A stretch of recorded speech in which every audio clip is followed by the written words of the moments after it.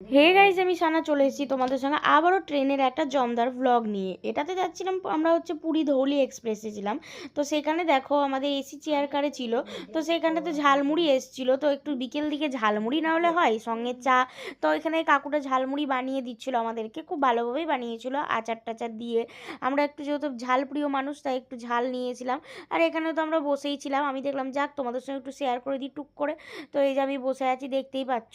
আর এখানে দাদাটা বা কাকুটা বা জেঠুদা যেটাই বলবে, যেই সম্পর্কই ধরবে, উনি বানিয়ে দিচ্ছিলেন, খুব ভালো বানিয়েছিলেন, খেতেও বেশ ভালো হয়েছিল। বিকেলটা কিন্তু ঝালমুড়ির সঙ্গে ট্রেন যাত্রা